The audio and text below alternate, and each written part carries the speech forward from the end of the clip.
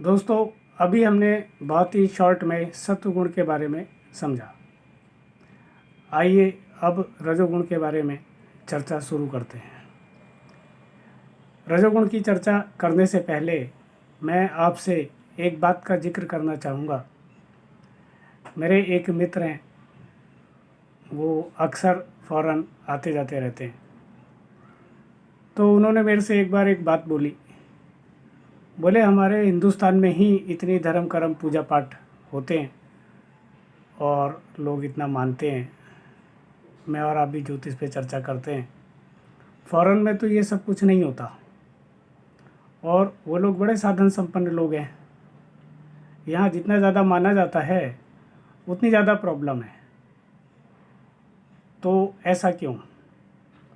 ऐसा पूछकर सोचकर वो एक दिन मेरे पास 7 फॉरेनर की कुंडली लेके आए और उन्होंने मेरे को एक एक करके दिखाने का फैसला ले लिया और मेरे सामने पहली कुंडली रखी।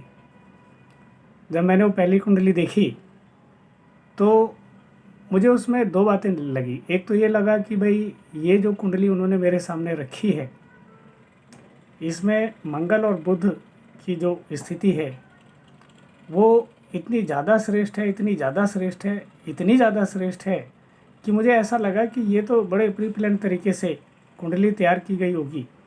ऐसा व्यक्ति तो अभी पृथ्वी पे जन्म नहीं ले पाया होगा, और अगर ऐसा हुआ है तो वो मेरे अनुभव में नहीं आ पाया होगा, क्योंकि मैं कोई बहुत ज़्यादा हाई फाई ना तो पंडित जी था, ना हूँ, और ना ही इतने ज़्यादा मैंने एफर्ट किए कि मैं बहुत ज़्यादा मैगजीन से रिलेटेड मैं रहा हूँ या न्यूज़ वगैरह में ज़्यादा सुनने समझने में इंटरेस्टेड रहा हूँ। मुझे तो जो डाटा आ गया, मिल गया, मैंने उसी पे स्टडी शुरू की हमेशा। हाँ, मैंने बुक्स हमेशा जो है वो बहुत तलाशी और ढूंढी और पढ़ी। मेरे समय में इतना मीडिया फास्ट नहीं हुआ था, अब तो हो गया। तो उन्होंने जब पहली कुंडली रखी मेरे सामने तो उसमें जो 2 बातें मेरे सामने आई कि वो ये कि ऐसी कुंडली प्री प्लान तरीके से तैयार हो सकती है, ऐसी जीवात्मा ने अभी जन्म नहीं लिया होगा। दूसरा ये कि अगर ऐसी जीवात्मा ने जन्म लिया तो वो वर्ल्ड लेवल पे हाई फाई टेक्नोलॉजिकल दिमाग को रखता होगा। उसका दिमाग बहुत ही हाई फाई टेक्नोलॉजी को जन्म दे सकता है। जब मैंने उन्हें ये बात बोली तो उन्हें बड़ा आश्चर्य हुआ। बोले, वर्ल्ड लेवल पे मतलब? मैंने कहा, वर्ल्ड लेवल पे मतलब ये किसी ऐसी चीज़ का आविष्कार कर सकता है जिसे पूरी दुनिया को मानना पड़े और पूरी दुनिया हिल जाए। इस बात को सुन के वो खुद हिल गए। कह रहे, ऐसा इसमें लिखा हुआ है? मैंने कहा, हाँ, ऐसा कुंडली में है। फिर उन्होंने मुझे दूसरी कुंडली दिखाई। मैंने कहा, इस व्यक्ति का जो जीवन है वो बचपन में बड़ा ही संघर्षपूर्ण रहा होगा, बचपन से लेके जवानी की एक उम्र तक, और उसके बाद फिर ये अमीर बनना शुरू हुए होंगे और ये बहुत ज़्यादा अमीर हो गए होंगे। उन्होंने उस कुंडली को भी बड़े प्यार से अपने पास खिसका लिया। फिर इसी तरह से दूसरी और तीसरी, और उन्होंने मुझे 7 कुंडली दिखाई और वो 7 कुंडली पर बड़े सेटिस्फाई हुए। तभी उन्होंने मेरी मुलाकात अपने एक मित्र से भी कराई और मित्र की जो प्रेमिका हैं वो साथ में थी। तो उन्होंने उस मित्र के बारे में मेरे से पूछा कि इनके बारे में बताओ। मैंने डेट ऑफ बर्थ वगैरह ली और उनके बारे में 3 प्रेडिक्शन की। नंबर 1 कि ये प्रेमिका आपकी अभी छोड़ के चली जाएंगी। नंबर 2, आपकी मदर की तबीयत ख़राब होने वाली है 3 से 4 महीने के अंदर, और जिस बिज़नेस को आप शुरू करने जा रहे हैं इसमें आपका पैसा डूबेगा। खैर, वो प्रेडिक्शन तो 6 महीने में मुझे पता चला कि पूरी हो गई, और जिस प्रेमिका की एजुकेशन के लिए वो पैसा लगाने वाले थे उसके लिए मैंने उन्हें रोका, लेकिन उन्होंने पैसा लगाया और वो प्रेमिका उन्हें छोड़ के चली गई।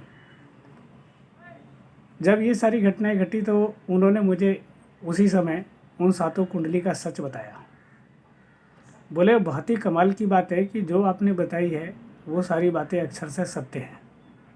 मैंने कहा, नहीं, मुझे पहली वाली कुंडली के बारे में जानना है कि इतना हाई फाई टेक्नोलॉजी वाला दिमाग क्या इस धरती पर पैदा हो चुका है, या ये प्री प्लान से कहीं से कुंडली तैयार करा लाए किसी पंडित जी से। बोले, नहीं नहीं, जन्म भी ले चुका है, आविष्कार भी हो चुका है, आविष्कार बहुत ज़्यादा फेमस भी हो चुका है। आप सोचिए वो कुंडली किसकी होगी। आज जिसको पूरी दुनिया मान रही है, पूरी दुनिया के घर में कंप्यूटर है, वो उसी पर्सनैलिटी की कुंडली थी। ये बात मैंने इसलिए बताई है कि जब मैं रजोगुण के बारे में आपको बताना शुरू करूँगा तो रजोगुण आपको पूरी तरह से समझ में आएगा। ये तो आप समझ ही गए होंगे कि ये बात मैंने इसलिए कही है कि एस्ट्रोलॉजी या धर्म दुनिया के हर व्यक्ति पे लागू होता है, बस समझ का फेर है कि हम उसे किस तरीके से समझ पाते हैं और हम वहाँ पहुँच भी पाते हैं उस समझ तक या नहीं पहुँच पाते, वो हमारी किस्मत है।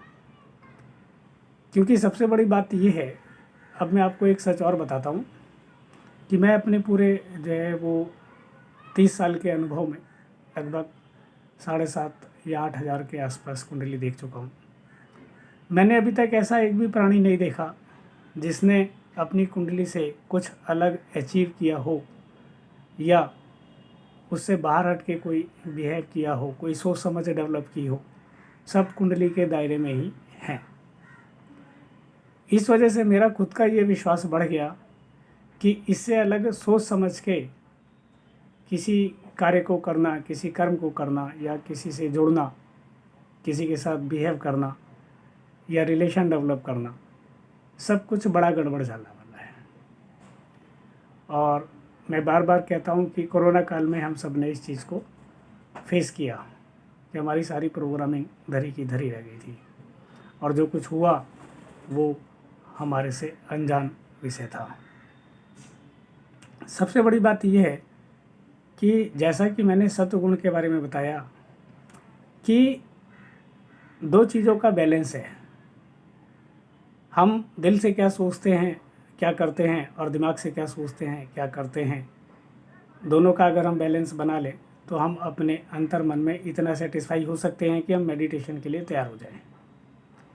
अब ये थोड़ा सा इतना बारीक है कि इसे समझना मुश्किल है कि कब हम दिल से सोचते हैं, कब हम दिमाग से सोचते हैं और हम किसके साथ कब कैसा व्यवहार करते हैं, कब दिल से करते हैं, कब दिमाग से करते हैं।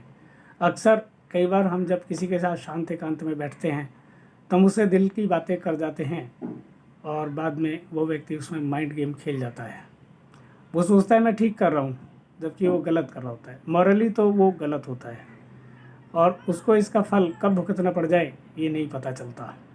शुरुआत में ऐसा ज़रूर हो सकता है कि वो तरक्की करता हुआ दिखाई दे और उसे लगे कि उसने बिल्कुल जो स्टेप उठाया था वो ठीक उठाया था, लेकिन किसी के दिल से खेलना तो आज नहीं तो कल सज़ा तो निश्चित है। तो दोस्तों, सत्वगुण की जो खासियत है वो ये है कि सत्वगुण यही बताता है, अधिकतर तो सत्वगुण का सलाह मशवरा ये है कि दिल से ही सोचना चाहिए, दिमाग का प्रयोग तो केवल व्यवसाय के लिए होना चाहिए।